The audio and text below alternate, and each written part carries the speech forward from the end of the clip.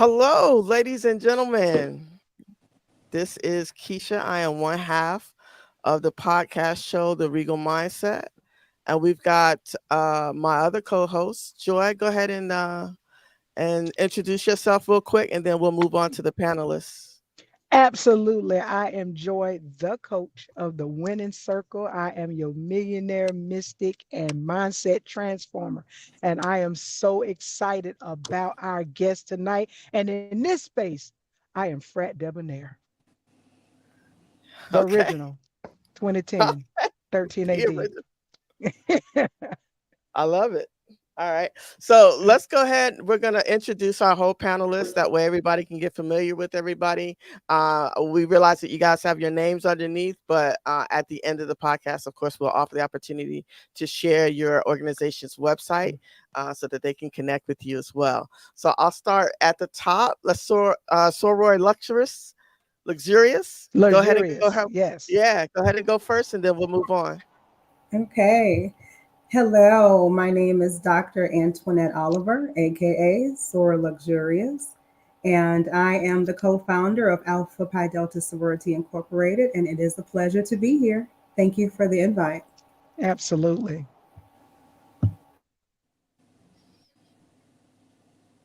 Go ahead. I'm Cynthia Madeir, Rare Breed, or AKA Grandpa, founder of Gamma Zeta Rho Fraternity Incorporated. I appreciate and I thank you all for the invite. Absolutely. Hello, greetings. My name is Brady. I'm the National Vice President for Nu Phi Zeta Fraternity Incorporated. It's a pleasure to be on this panel tonight, and I thank you guys for the invite. Matt, go ahead. Hello, everybody. Frat Magnificent, also known as Joy Morgan. I'm one of the honorary founders of Alpha Lambda Zeta Fraternity Incorporated. And summer 2006, got a shout out. All right, I guess I'm last. My name is Andy, Frat Undisputed. I am one of the honorary founders of Alpha Lambda Zeta Fraternity Incorporated. I've been in the organization since 2006, and thank you for the opportunity.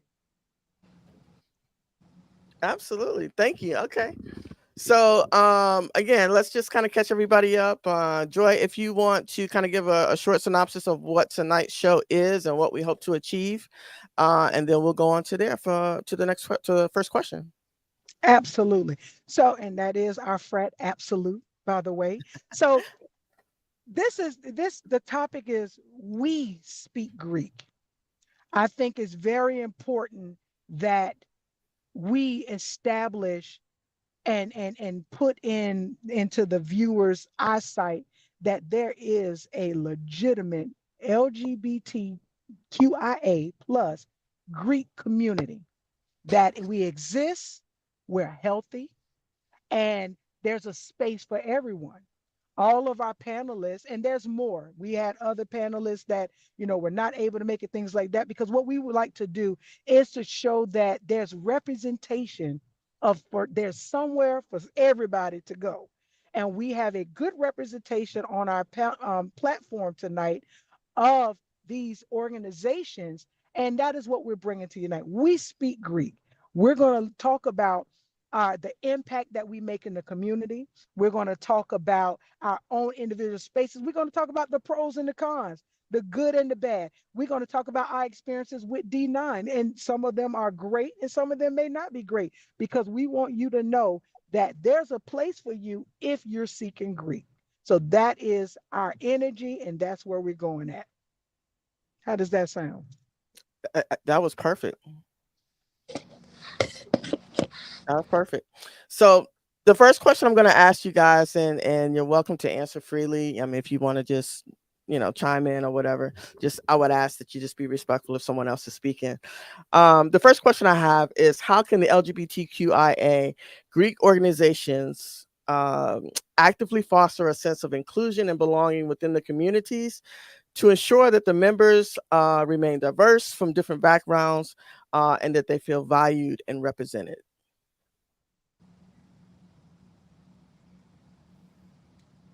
Well, Go. that's Yeah. Question.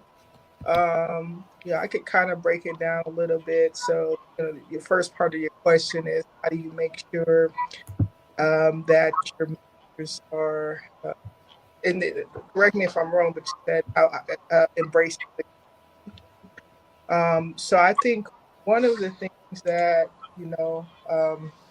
is pretty impactful is being present. You know, Hmm. see who you are, and also be light. Stay Hmm. out in those spaces as well.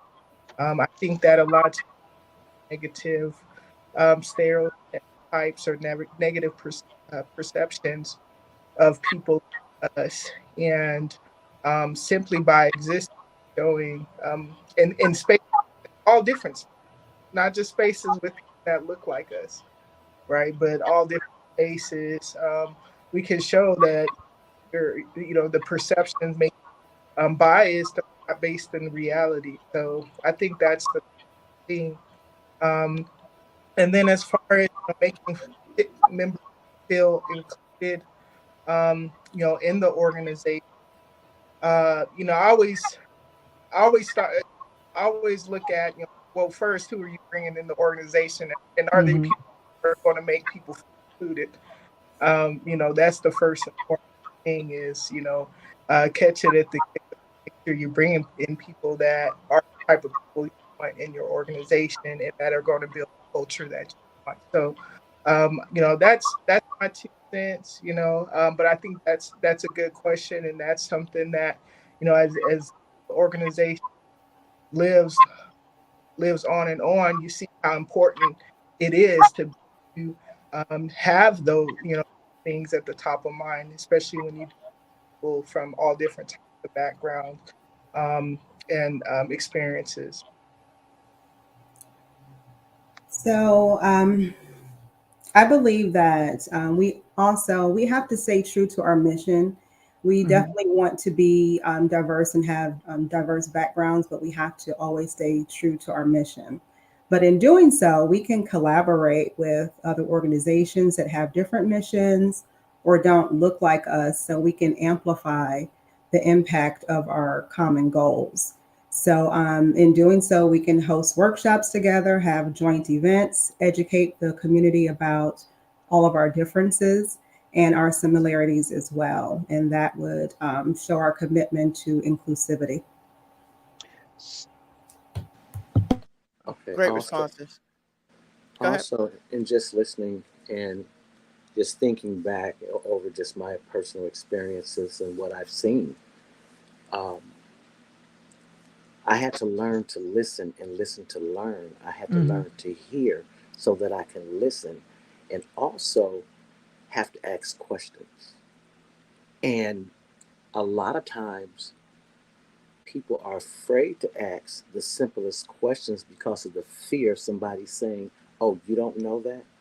No, I don't know that. Right. That's why I asked. You know, it's about remaining teachable. And also those that we encounter or those that cross those burning sands into our organization, sometimes we have people that come to us that's already broken. And that's why it's very, very important that you get to know them individually and collectively, not just for some numbers. It's about family, I Hmm. thought, you know. So it's about the mission, just like you said, it's about implementing that mission, vision, and that purpose, along with letting them know they have a purpose and a voice. Because what happens is, like I say, from what I've experienced over the years, is that the introductions say, well, you have a voice. But once you get over here behind that door, so are all organizations living their mission, vision, their purpose? Right. Good question. I So want to, oh, go go ahead. ahead. No, no, no. You go ahead because I'm gonna bring in a different perspective in a few seconds. Got you. I want to piggyback on for some of the things that everybody else has said. Diversity, I feel like, especially inside my organization, kind of sits with our mission. Our mission is we're accepting any male, anybody that presents as a male into the organization of a fraternity with us. So that's whether it's transgender men, cisgender men, anybody. So diversity is like a huge thing that we kind of pride ourselves about. I feel like sometimes it gets harder when it comes to it, but that's not a task that is easy or something that we're willing to run away or stray from. We kind of work with anybody, like you said, if it's something that doesn't embody into our mission or what we kind of go after. We kind of go into a sense of us partnering with these other people and other organizations and things that we don't normally do or couldn't do ourselves. We kind of stand out inside that piece of like helping out in other places. So diversity is humongous within, I feel like, my organization, but I feel like should be included within everybody's reigns of living, basically. So, all right. So let's get to issue, and we're gonna. And if you want to chime in on that issue, let's chime in on one of the issue. What I feel that everybody is on. We deal with what is a Maslow's hierarchy of needs. Everybody needs the sense of to belong. So with that being said, when we everything, yes, we establish our organizations with the missions and with the goals and with the understanding and diversity. That's all well and good. But one thing that we find that we have a lot of repeat offenders.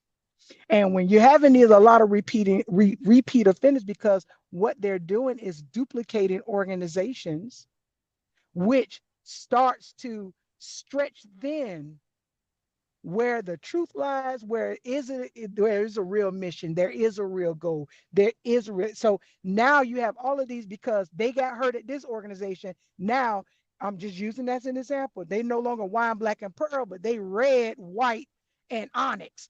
Are you still trying to mimic a situation? So now that we're dealing with that, how? Because that is an issue that we have. We are our organizations that are represented here, and this is no um, outlook on anybody else organization. We only talk about the people here. We've been in the game for a while. So in the beginning, we were there in the beginning where when we was on the Regal Greek network, what is it? Rainbow Greek network, when we was all small and you didn't have that many options to where the mission was primary. Diversity was good. It was only so many. But then now there's so many. So it's almost like it's so thin. You can't figure out who's what. This person was in one org today. They had four other ones by the end of the month. So in that type of situation, how do we navigate that and still uphold our mission, our diversity without the duplicate offenders of org hopping? And they're bringing the same energy because, like Grandpa said, you want to be able to get to know them. You want to be able to invite them home. That's what alphas believe. We want you home. So then, therefore, we have to limit ourselves and who we can accept home. So, who wants to jump in on that one? There go my frat. There she go. Um, in the easiest way possible, we mind our business. Like I can't control what other organizations do. I can't control what individuals do. But as members of Alpha Lambda Zeta, we believe that we're the first and only choice. I mean, you have to set boundaries like that, right? Mm-hmm. You take your time, you research the organizations that you want to be a part of. You identify if those individuals align with your vision, with your purpose, with your mission, with your values. And if that organization aligns, then you seek to be a part of that organization. If Mm-hmm. you're in an organization and things don't go as you perceive them to be, how you wanted them to be, then you be the change that you wish to see. Like it's not about, oh, this didn't go my way, so I'm gonna leave. You don't do that with relationships. At least I hope you don't. You wanna try and work it out, right? Right. So an organization is the same thing. It's a body of individuals who have formed relationships, and you have to work it out. When individuals org hop and bring all that energy, that doesn't concern me because that's not what we accept within our organization. So that's why I say the easiest thing that we can do is just mind our business. We don't let it affect us. If people Mm-hmm. will mimic you, like it's flattery, right? If it passes a certain boundary, because we're talking about boundaries again, if it passes a certain boundary, then you handle it accordingly. If you got Right. to take legal action or something like that because somebody has gone past the boundary of mimicking and they have now Mm-hmm. recreated something that belongs to you that you worked hard for, then you handle it professionally. But outside of that, we mind our business. Thank you. I feel like when it comes to a relationship between an organization, it's two different forms. There's a personal and then there's a business form. Mm-hmm. My connection to you, my brother, this person, that person is all personal. So when it comes to a Oh shoot. personal aspect of dealing with the situation, of course, like personally, my feelings might be a little hurt. Personally, I might be a little bothered that you decided to leave the organization, but in a business standpoint, I understand. And if it doesn't align with your health, if it doesn't align with who you are, what you want to be, when you want to be, and how you want to be, I'm still gonna love you regardless. Mm-hmm. So when people do organization hop, although I'm not honestly for it. I can't be against it either because at the end of the day, I'm all about doing whatever is best for your health, and do whatever is best for you. I actually talked to my founder not too long ago, and he told me that when he first started the organization, it used to bother him when people left the organization because it's like I put my blood, sweat, and tears into this Mm-hmm. organization for everybody to come in and to be inclusive and to be liked and loved, and people are leaving the organization, and it's like, am I mad on a personal standpoint or am I mad on a business standpoint? Business wise, like, the business still has to go on whether you're here or not. Mm-hmm. Personally, my feelings are going to be hurt, but I have to learn how to separate those two because at the end of the day, whether I put my personal feelings and my business feelings in there, you're going to leave or stay, whether I want you there or not. Like, Right. so, I guess in a sense with that is like putting those two into separation. The mimic part, like Magnificent said, hey, let's call the police. Let's go to court because we need a piece of the pension because you Mm-hmm. biting off us now. We need a piece of that. So Right. that's how I see those two situations. All good points. Good points. So I have a personal question actually that will probably be a great segue here. Each one of us, if you don't mind, share or explain why it is that you decided or sought a Greek organization. Sure, I can go. Go ahead. So, at the time in my life when I started my organization, I was ready to present my true, authentic self. And at that particular time, D9 organizations were not as accepting as they are right now. So I wanted to form something with people with like-minded mission, like-minded goals and things of that nature that look like me, act like me, and we could do something on a bigger picture than what I was able to do just as a single person. So that's the reason why my LS and I decided to start Alpha Pi Delta Sorority Incorporated, which is one of the greatest decisions that I've actually made in my life. Great. Thank you. Okay. Well, for me, no names mentioned. I'm sorry.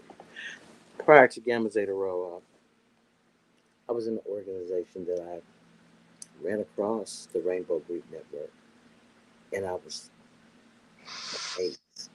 Oh my God, they have one right here in Los Angeles. Years ago, I was willing to go back to school just to be a Delta, right? And my godmother was a Delta. She said, "Are you willing to compromise who you are?" Mm, I'm like, meaning she said wear dresses and heels. I'm like, I'm good. Same thing with the Eastern Stars. I'm good. And I was excited about there's people like me and they have something for us. My first experience was not the greatest experience, and I was done. And I wanted to be just a consultant to tell people in the Rainbow Greek Network, do your research. Something I didn't do. Something I didn't do. And if you ever go on our website and look at our boy story, Gamma Zeta Rho started off with 4 founders. I'm the last one standing. What I will never do is change the boy story because that tells who Gamma Zeta Rho is. And when it was brought to me, I'm like, I don't, plus I was afraid because I had to tell my wife because she knew my experience prior. I'm not ashamed, I'll tell you. And Gamma Zeta Rho was forward. Have we had our challenges? Yeah. Have my feelings been hurt? Yes. Have I have I got in fetal position and cried? Yep. Did I have an understanding then? No. I do today. What I had to learn from that first experience to this experience and what I see every day, I have to accept people for who they are and never for who I want them to be. I can't afford to have expectations on somebody because for me, three things: people will die, flee, and disappoint me. And it doesn't necessarily mean the physical death, it's the mental, the emotional, and the social. So I encourage people to do their research. I love Gamma Zeta Rho. I'll be here till the wheels fall. You know, you guys made mention of people org hopping. Gamma Zeta Rho changed some things. 2 years ago, we opened our doors to the trans men. It was personal because I had a member that was going through transition, and they wouldn't have went through transition. They would have stayed captivated where they didn't want to be, just to be with Gamma Zeta Rho. And we love them enough to change that mission and our purpose to accept and to learn about the trans community. So we've opened our doors and our minds and our hearts, you know, because we were taught by one of our own. And there's organizations out there that were, that are still like what we were, just for the masculine lesbian woman. In some areas that they don't accept trans. My question is, if you had members that decide to go trans to a trans male, how would you feel about them seeking out Gamma Zeta Rho if we all love each other? Good question. Good question. We will table that question, and one of us will answer that, but I want to get to Brody so he can explain his experience and why he chose to seek out a Greek organization. Go ahead, Brody. Um, so originally it was like the spur of the moment. One of my friends had hit me up and he was like, "Do you want to join Nu Phi Zeta?" And I'm like, "Nu Phi Zeta? What is that?" I did my research. I seen that my founders were so young when they started the organization, and the drive that they have, the motivation that they have, how captivating, just like even hearing one of them talk. Um, and that showed me that I wanted to be led by someone that was leading people that were way older than they were. Like, when Brandon and Jamarco started the organization, they were in their teens, like they were teenagers, and they were leading people in their 30s and 40s. And like, these people were respecting them. So in a sense, I was like, not only do I want to be like that, but I want to be under someone that's like that, so that was kind of like, where I stood at with like joining the organization after I kind of like got a little bit more information. And what's keeping me is the same thing. That's wonderful. Mag, you want to go ahead and then we'll double back around to you, Debonair, after Undy speaks. Go ahead, Mag. Sure, I'll go. So, kind of like grandpa there, I came from a family of deltas, and I think the expectation was that you're in college and you're gonna kind of carry on the family name. And while I was in college, I interacted with the deltas and the AKAs, and everybody was nice, everybody was cool, but they didn't look like me. They didn't resonate with me. Um, and like grandpa, I wasn't willing to compromise who, and let's say who I thought I was at the time, because I was still exploring and growing and learning about who I was. But I knew that that wasn't me, and that wasn't who I wanted to pretend to be. So fast forward a couple of years later, and I found out by sheer accident about LGBT Greek orgs, and I said, "Oh, that's interesting. That sounds like me." I'm now identifying under this umbrella as a lesbian, um, and I identified as a masculine lesbian. But I only knew of one organization, so I engaged with them. I learned a lot. I met a lot of people. Um, just so happened that an individual, this was a mixed organization, so an individual came to me and was just like, here's my vision. This is what I want to create for people that look like you and me. And it was so inspiring. I'll use that word. It was inspiring, and I could visualize what she was saying.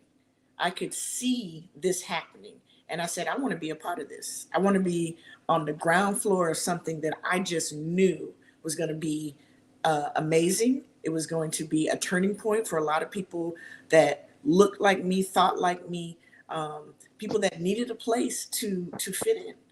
And so for me, that's kind of how my Greek life was born.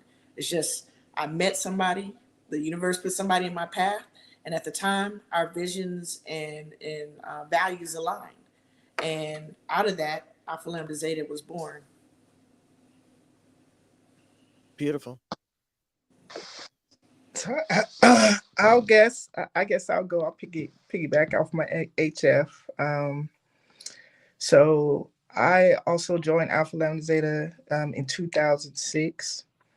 I would say at the time I was in search of a community, in search of connecting.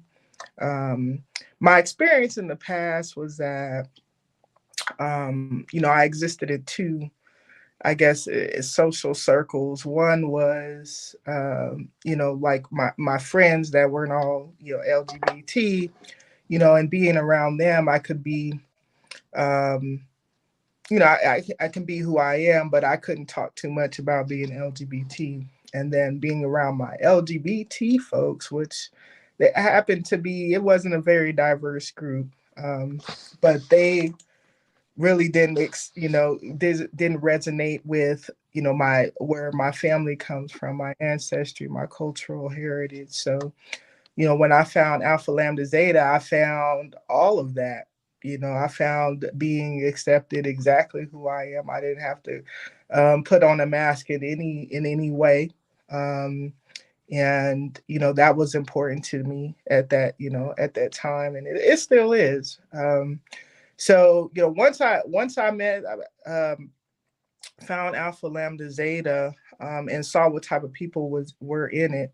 It was people that made me feel like I needed to um, reach higher, to go further, to be more open, be more of myself, and be strong in that, be confident in that.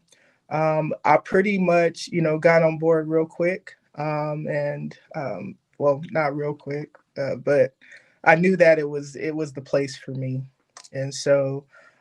Since then, it's been one of the only areas in my life where I can come and know that I can be me 100% still. But it's also encouraged me in other places to not exist in silos, but to be myself 100%, no matter where I go, you know.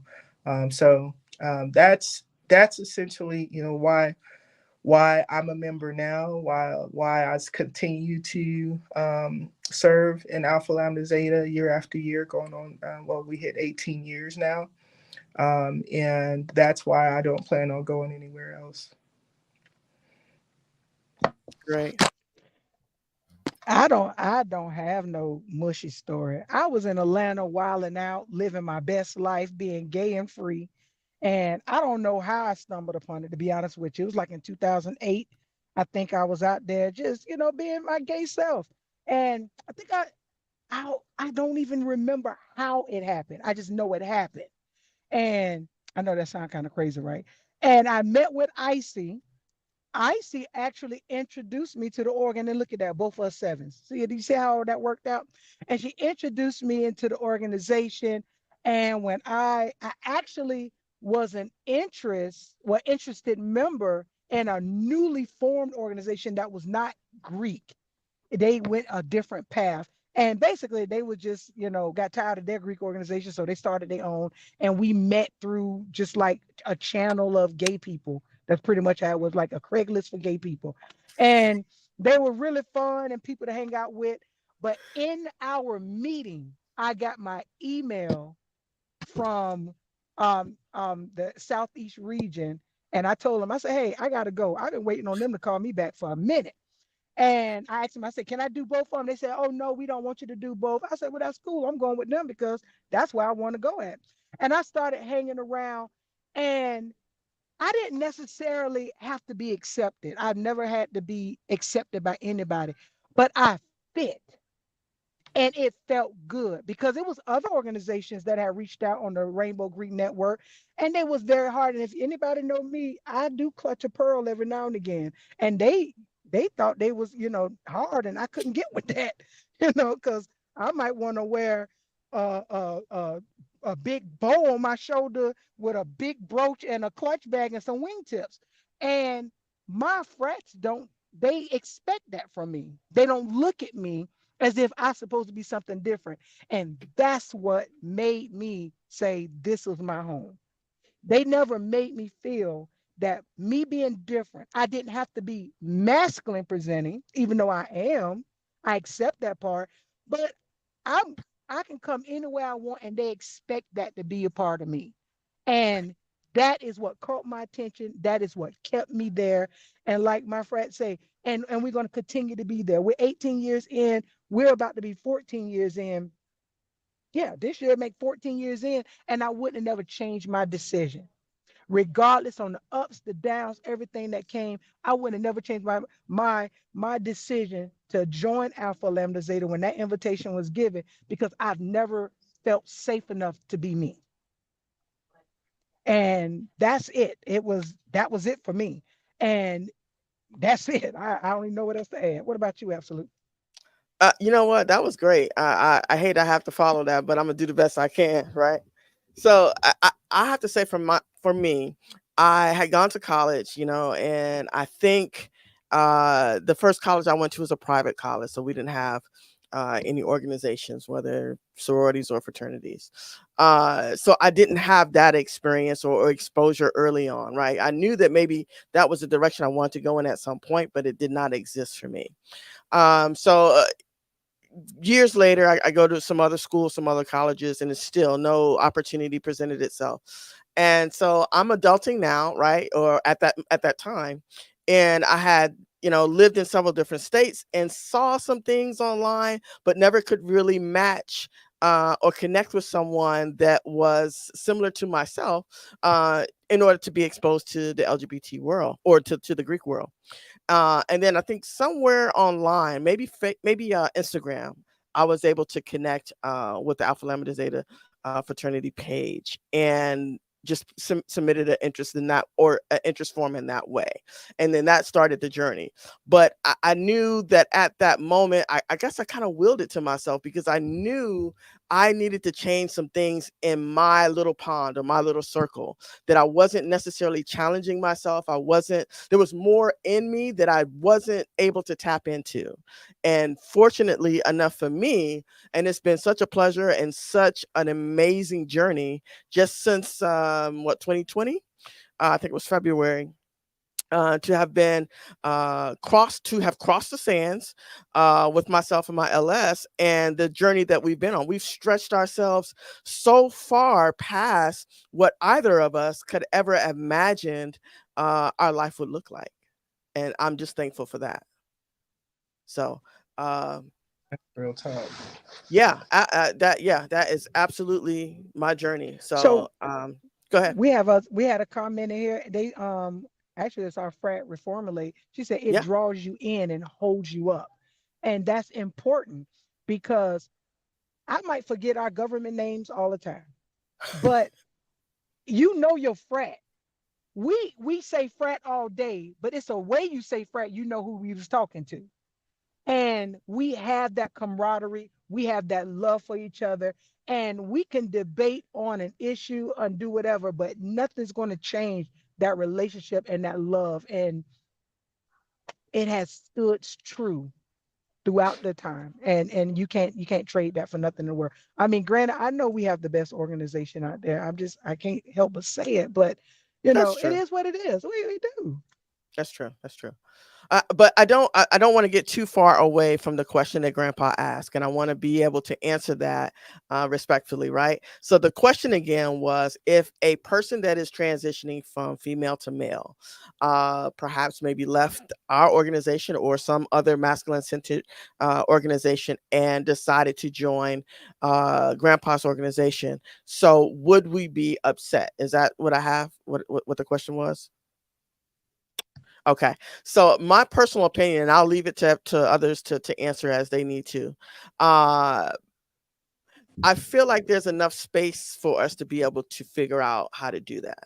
That's my personal opinion. I feel like where I am in my journey now and how comfortable I am within myself and how authentic I live my life wasn't always like this, and it didn't always look like that. So my journey in this process um, belongs to me, and no one else gets to decide how I need to do that. If I'm a part of an organization and I love that organization, and for whatever reason I feel like I'm going through another change, I would at the very least hope that that organization would want to support me in that, especially if they call me their sister. I'm still your sister, I just may go by a different name. I may ask you to respect me as something different than what you were familiar to. That's my opinion, Grandpa. So would I be upset? Absolutely not. I feel like at some point and in some form, we can figure out how we can still remain family. You're still my family member. I'm just going to refer to you as something different. So if I could, and I want, because let's be honest, we've experienced this in the past. Some of our fraternal members left because of that. The hurtful part about it is they didn't mention it to us to have that conversation. They Mm, took it, and this is from my experience. hmm. They took it upon themselves to say, "I'm just not going to be accepted. Let me go find where I can be accepted." They didn't give us the opportunity. So that caused some issue. Does it change our relationship? Absolutely not. I'm going to hug you, love on you. I'm going to respect your decision. But did the decision have to come a pass? It probably didn't if you would have just had that conversation with us. Now, in reference to Grandpa's organization, you have a trusted organization. And if we had a trans sibling that wanted to transition and they no longer felt comfortable with Alpha Lambda Zeta, would I recommend? Absolutely. Because we're still going to celebrate you. We're going to be there when you cross because we want to give you that space and we trust you that you're going to be in a good space. But in the past, I feel, and I definitely want my HFs to comment on that, on this, because of course they've been there longer than us. We wasn't given the opportunity to have that discussion in the beginning. It was more of a reactive conversation than it was a proactive conversation. Understood. If I can hop in, I think anytime somebody is becoming somebody are evolving, into something different or transitioning, it's a very difficult thing. It's a very it's something that um, I know that I've never had to go through, but I know that one of the what I one of the things that is needed for them is to have a space where they could go, where they can feel understood, where they can relate. Alpha Lambda Zeta, like APD, is a lesbian organization, and that's what we've been founded on. Um, However, we always, we believe once a frat, always a frat. And we would never say somebody needs to leave because they are transitioning or anything like that. That's personal. You we're not gonna say, okay, you're not part of our family anymore because or you can't be part of ALZ. But at the same time, um, we were founded on our founding principles, of who we are, and I believe that there's a space for lesbians, and that there needs to be a space for lesbians. And That doesn't mean that I feel like there doesn't need to be a space for anybody that's transitioning or not consider don't consider themselves that. Like I said, I think there needs to be a space for everybody because I know that my attraction to this organization was that I could see myself in the people that were there, and I know that the people that um, I know that that's important. So I think it's a touchy. It's very touchy, right? Because it is a personal thing and it's a business thing too. But in order for the reason why we are still here over the 18 years is because we've kept our foundation strong. Because there's been many tests that have to our organization where it was being pulled in one direction or not away from those foundations, and we've been able to keep that strong. So um, I believe that we there is opportunity for us to make sure that everybody feels included, everybody has a space, and if that includes working together, to do that, and putting having making sure there's spaces for that, I'm all in. Great. Does anyone else want to comment before we go on to our next question? Okay. All right. So I've got another question, and then Joy, if you want to chime in and ask something. How can either of our organization be more inclusive or advance any social or political issues that need to be addressed within our community? How can we do that?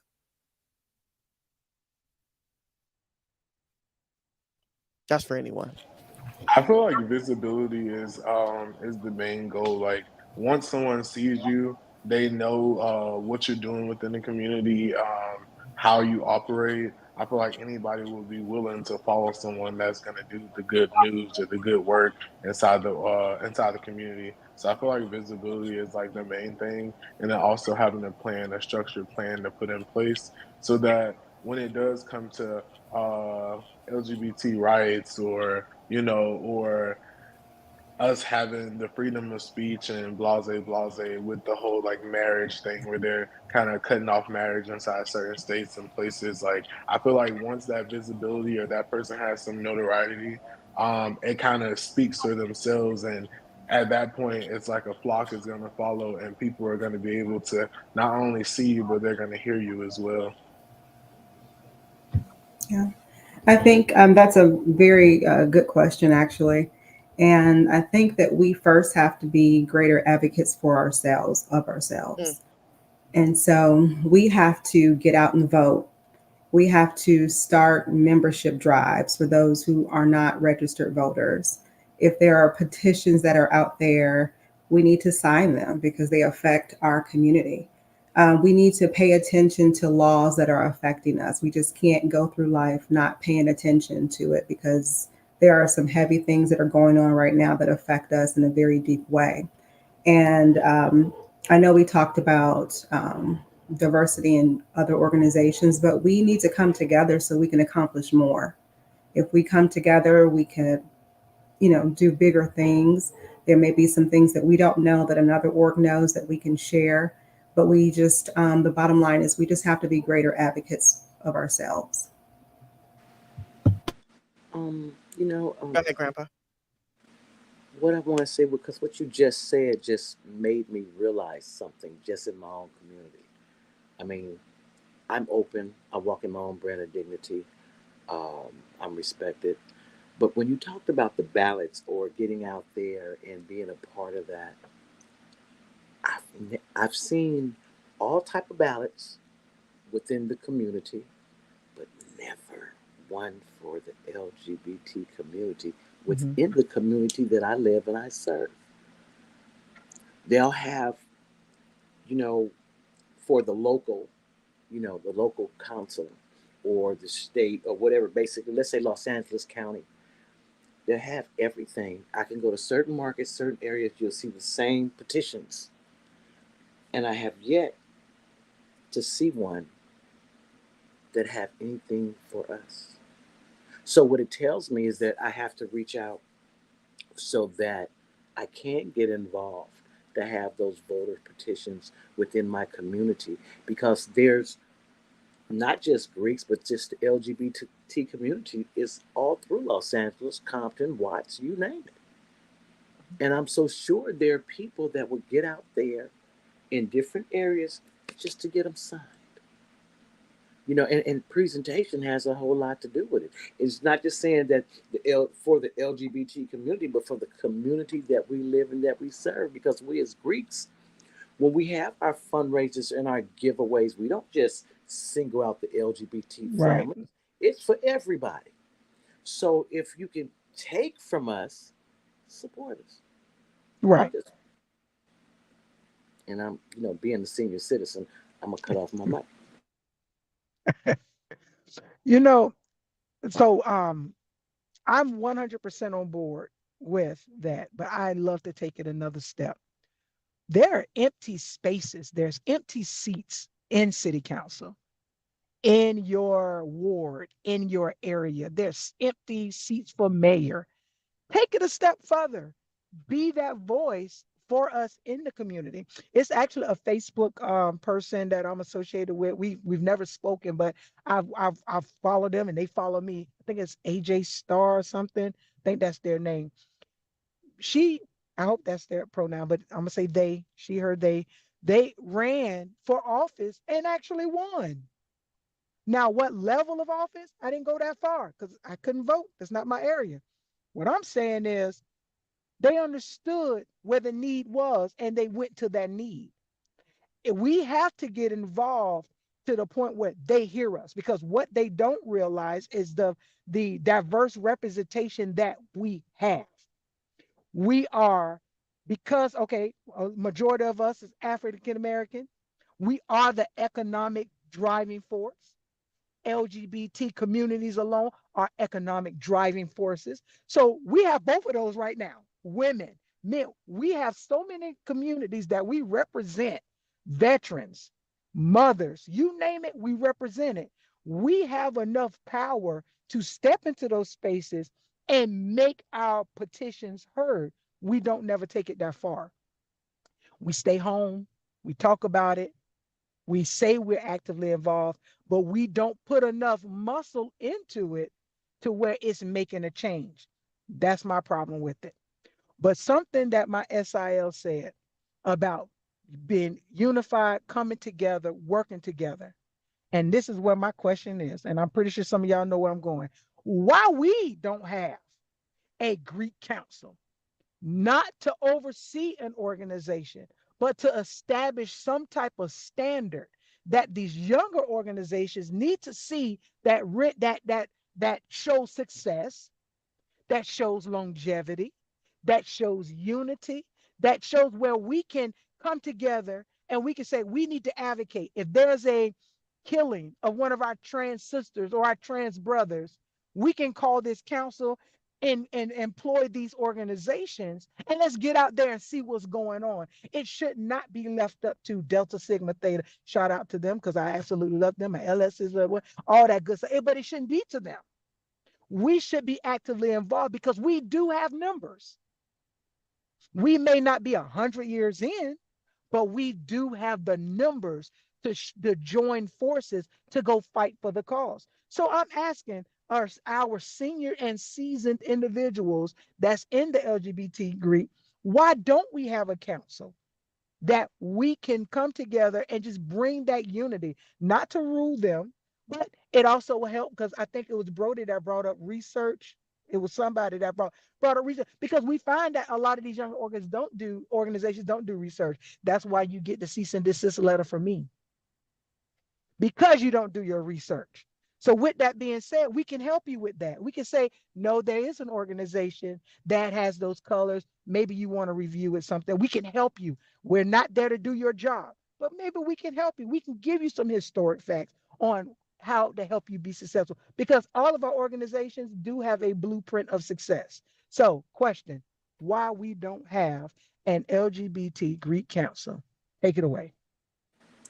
Now that it's 2024, maybe it's time for the seasoned, the elders, to get together on one accord with learning to listen and listening to learn and hearing each other's views on how to make this work because it can work.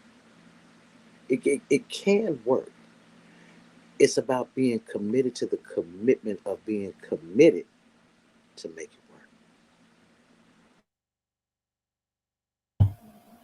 I totally agree. I know that the members of Alpha Pi Delta Sorority Incorporated are 100% in agreement that one is needed, and we would be the first in line to assist in any way possible to get it started. To answer your question, why don't we have one? I believe that we let our personal issues get in front of the greater goal and the greater good. And so once we are able to put those personal issues aside and focus on the business and our the bigger plan as to what this would accomplish, I think that we can move forward. I agree. I feel like it goes back to what I was saying about personal and business. I feel like we have to learn to put our personal to the side to accomplish the business goal of what we want to see. I feel like, in a sense, controversial wise, I feel like um, with the younger organizations, especially when we say these organizations or these people were built up from other organizations or people leaving from other organizations. I feel like that's maybe where the rift will come at when it comes to like, oh, who are they talking to? Who are they telling what to do? Blase, blase. So I feel like that would kind of be a standpoint in it, but I feel like it's I mean, it can be accomplished. I just feel like everybody has to learn that personal and that business standpoint, and we have to put business before we put personal because at the end of the day, the council will only work for the greater good of everybody instead of just, oh well, we're doing this just because we want to be shady, I guess you could say.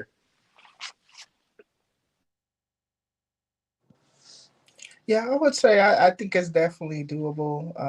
Alpha Lambda Zeta has, I think inquired a few times over the years about and possibly been in those uh, communications or those discussions about organization over the years. It just never really went anywhere with it. I think there's a lot of complexities to it, like you guys mentioned. There is the personal piece. There is a lot of org hopping between LGBT orgs, LGBTQ plus orgs, and there is a personal piece there that we can't ignore. But then maybe we can if we have a big enough cause, to where we can work together and we can see the good that we can all do in that. So I think it's definitely doable. I think Alpha Lambda Zeta. I think I could speak for my organization that we're definitely on board with that and ready to be part of those conversations. So let's, I think there's a lot of good that can come out of it, and as long as we keep pushing towards something, I think something should come about from it. Yeah, because I know, Mag, did I cut you off? Okay, because I know, our frat in Throne, one of her famous statements, we wear different colors, but we all got the same purpose. So that's fine. And again, it's not to tell you what to do, but it is a way that we have a connection amongst all of those trusted individuals to be able, because what is it? One can chase 1,000, but two can put 10,000 to flight. And we can bring a community together to do an action. We can be out there standing and boycotting and marching, doing whatever we need to do and representing the correct way, because we can't leave our needs up to individuals who don't understand our needs. We Yeah. can't expect a heterosexual individual to know what it feels like to be me. It's no different. So I can go on and on for the differences, but so you get what I'm saying is that we can't expect them to represent us, and representation matters. So if they don't hear the argument from us, not the anger, the argument, we can be mad all day. They killed my brother. They killed my transgender. They was wrong. But what do we do about it other than complain? We did not get together to show unity, to go out there and show them that we're not going to let you get away with this, and continue to press and continue to press and continue to press. So we failed. And we failed because we don't want to connect within the community. And I'm going to get off my soapbox with that, because we can do it. It's possible. It may be difficult, but it's possible. Hey, Fred, I just want to Mm-hmm. just real quickly. I think you make a great point about if we move in numbers and we can make a bigger impact. I do just want to be clear that all LGBTQ plus organizations are not the same and do not have the same purpose. Right. And there are some that aren't even that don't even do care about the community or don't even do community Yeah, you're right. social. So, you gotta really, if you're interested in an organization, really look into, why they exist, if they align. But, even with us organizations aligning with each other, we got to be clear about, okay, is this organization, are we on the same page? Are we, like they say, equally yoked in relationships where, Hmm. actually work together and move towards something common goal. I Right. mean, just to Yeah, I add, agree. just to add, you know, um, when you say about equally yoked, it is important that that's why I say remaining teachable and each one teach one. And we have to Hmm. ask questions and be ready for the answer. It's not about getting upset because Right. sometimes we don't like what we hear, but we have to come sometimes just not just individually and through organizations. We have to learn how to have an open mind Right. because what happens is you get a lot of people together. Somebody coming with a closed mind. Someone is already coming in with their fist tight because they're ready just to pop off. That's not the purpose. The purpose is coming together. Mm. Talk about Greek unity, or let's just say unity within itself. If we're gonna come together, we stay together. Are we gonna agree to disagree and disagree to agree? Yes, we are, but we still must respect each other's opinions because that's Right. what they are. You know, and in finding a solution, I'm thinking all the way back to when I was in the seventh grade. Trust and believe, none of you guys were in the makings of being born. Let me say that. Let me say that. And I went just immediately back to my typing class, and we typed this line says, "Now is the time for all good men to come to the aid of their country." I had to type that to learn every key, but I get to change that and say now is the time for our LGBT Greek organizations to come together to come to the aid of us Hmm. so that we can grow along spiritual guidelines so we could reach one another. When we reach one another, we will reach others. Yeah. It's almost, it's like if you pop lock, you pop this one, you pop that one, you just go the domino effect. Right. I'm old school, so don't laugh at me. It's okay. So I'm just saying, and it's simple. It's when I talk to my clients and even my members, I'm going to always say this: 24 hours is a long time, depending on what's going on with you mentally. But Hmm. please understand, time ticks the same way every day. Hmm. And in a 24-hour period, I strongly believe it's only two things you're going to learn, no matter the culture, no matter the language, no matter if they live in a White House or the outhouse where they have no red bottoms or no bottoms. It's only two things you're going to learn from a human being, and it's simply what to do and what not to do. That's how simple it is. But we have to stop making it complex. I agree. I agree. Great I words. Great words. I I was gonna say, I know my frat, she's the timekeeper. I seen it in her eye. So I would like to do a roundtable closeout that's going to end with our frat absolute. And my question is, how can we support you, your organization, your efforts? So if everybody can speak on that, and we're going to round it out to frat absolute, but how can we support you and your efforts and in your organization? My SIL gonna go first because she's the lady. Okay, I'll go first. I believe that you all support us right now, but just as a whole, other organizations, whenever we post something or have events, just come out and support each other. If you see someone has an event on Facebook, we can share with our community, we can reach more people. So just being inclusive with each other, sharing, and word of mouth. If you have someone that comes to you that does not fit the mode of your organization, to refer them to whatever organization that you see fit. But just don't say that, we're not for you and just end it at that. But there are so many other organizations that you can refer Mm-hmm. to that they can find their space. So we talk so much today about finding your space. So I think that's important. But yeah, thank you for what Alpha Lambda Zeta is doing. We appreciate you, and we look forward to our continued partnership with you. Absolutely. Grandpa. I just had a senior moment, but really I did. I can't stand it. But overall, coming together, bringing it together, keeping it simple, learning to take out yesterday's trash. You can't keep bringing it back and forth. You cannot keep bringing yesterday's stuff, whatever happened, let it go.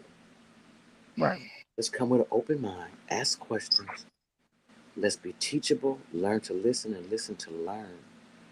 Also, if you guys have flyers or whatever, send it to me. I love clicking the button and sending stuff everywhere. I'm open to work with everybody. That's just me. You never know when you're going to get a phone call from me. Mm-hmm. I'm very open. You know, I'm here. I'm not going nowhere unless I get that ultimate phone call from God. Let's be clear. I'm here. There Um, you go. in a sense, support. I feel like everybody else said, the events. We post things inside different groups. Um, Honestly, how can we support y'all? We love coming out and joining everybody's events and doing different things, getting us out of our comfort zone. Most definitely, I feel like those are that's the best way of supporting someone in general. Um, our goals right now are to kind of get some more inclusiveness with other cis male organizations within a lot of the other things, because I feel like we're the only ones that are standing up for inside a sense Mhm. for the cis male organizations to kind of get some more inclusive into coming in, so that we have that help, or y'all have the help and that support inside the aspect as well. So I guess just supporting us in any way, like you said, if there's someone that doesn't fit your organization's missions or goals, most definitely refer them to someone else so that maybe they could fit inside theirs and go from there. But support is always the mission. Anywhere that we can support you guys and help you guys out, we're more than welcome to be there as well. Absolutely. Andy, Mac, how can, what do we need? And from your perspective, that can push us along? What, the same question. So you know I'm a Trey, so I'll give it to you in threes. Um, Communication, collaboration, and commitment. That's what I would like to see. I want us to communicate with each other. I want us to, like everybody else has already said, like engage and help each other out. We don't get invited to a lot of stuff, right? And I don't know why, but we invite everybody to our stuff. And so if you invite us, we will be there, right?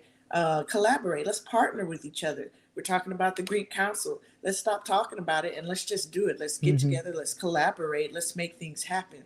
And we have to be committed to strengthening everybody's organization, each and everybody, not just our own, but everybody's, because we're all in this together versus tearing them down. And I think that is the problem that we've seen a lot within the LGBTQI Greek organizations and even Divine Nine is people aren't committed to Hmm. strengthening each other and helping each other with a common goal. Everybody wants to be the chief, right? It's like Right. crabs in a barrel. They're just trying to tear people down so they can be the next one on the top. It's not about who's going to come in first. It's not going to be about who's going to shine the brightest. It's not going to be about who's going to be the tallest. None of that matters if it's an individual um, effort. We have Hmm. to be able to collaborate. We have to commit to strengthening everything within our own community and spaces. Absolutely. Yeah.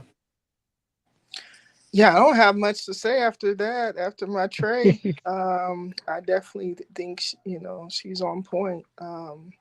Collaboration, communication, especially. I think that there's so many opportunities for us to collaborate because um, a lot of us have similar missions to impacting the communities, and a lot of us have projects and things going on, but we don't really have a central place where we can say, okay, APD has this going on this week. Or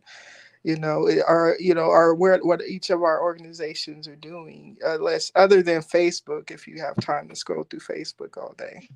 But I think that being able to communicate and let each other know what we got going on.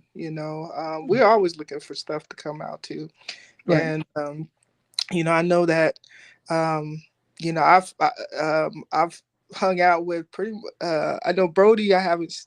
I think I'm just being introduced to you, but everybody else, I mean, we've hung out. Right. Grandpa called me, wished me happy Founders Day and happy birthday last year. We Yep. was there on the phone, so we are connected, whether or not we want to, believe it or not, we are, and we've been connected. Some of us for a really long time. Let's build on those relationships and do something great. Mhm. Together.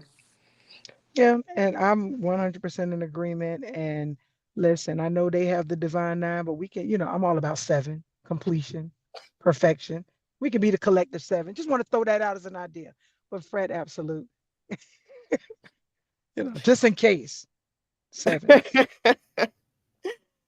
So, in closing, I just want to say again from myself, Absolute or Keisha, Debonair or Joy, the coach, we both want to thank you all for taking out Thank you. time again in your day and your schedule to speak with us on the Regal Mindset podcast show. We would just ask that everybody like and follow. And if you're more than welcome to, of course, watch it again on YouTube and or Facebook. But we are live tonight. In closing, again, I just want to say thank you, thank you, thank you. Please stay connected to us. And we would love to see you guys sometime in 2024, whether it's a collaboration or just us attending one another's events. And So please drop thank your you all. links. Drop your Yeah, links. I did see yeah. APD, but drop your links. All right, Thanks I'm for gonna this go platform. ahead. This is amazing. Oh, Thank you for inviting me to participate too. absolutely. Absolutely. Well, you're a deuce. That's Here we go. Collective All seven. right. Just an idea. Just an idea. I'm gonna end the live, but if you guys want to stay on, you're more than welcome.